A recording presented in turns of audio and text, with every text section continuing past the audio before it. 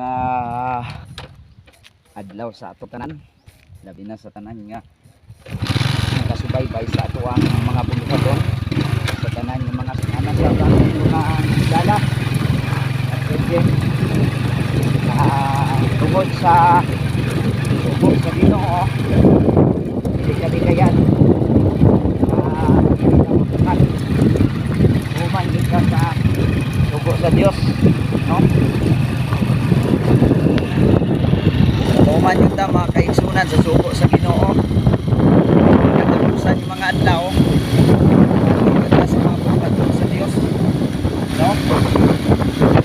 Kaya ang Dios o makaigsunan sa katawan kanyanto karon basta ang Marcos Kapitulo 16 versikulo 15 magnakaw ka mo sa tingong nasod o iwan ang may balita, no? Wala makaigsunan kaligayan kaya ang ito ligalan sa andan, no? Akong kauban karon kanan mga kabata, no? Kaya ako nato dito mga kabata ni Nicolas Marcos, no? Hallelujah.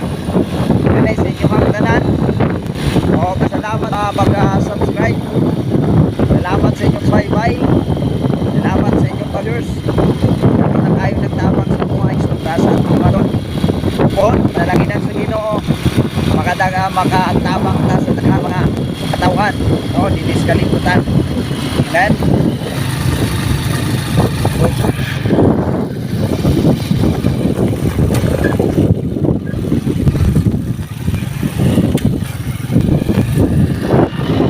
Yan eh, samtang napatay panahon, di gayon, mga kaigsunan ako.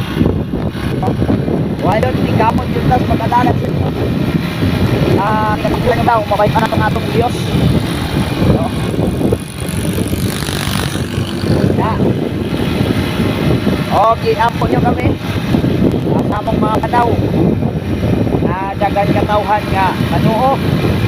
O mubalik subilan sa Diyos.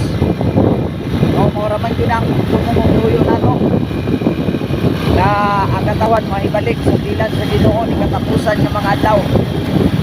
Ay kung mabot ang panahon bumalik ang Dios, daghan yun ang tao makaigsunan nga malangit. Pero kung dili sila manoo, wala ko'y mula kawigsoon,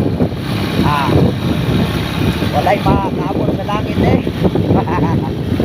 No, salamat kung timaya sa Ginoo tanan. Salamat dito sa inyong mga pag-ampong. No, paki-search, paki-subscribe.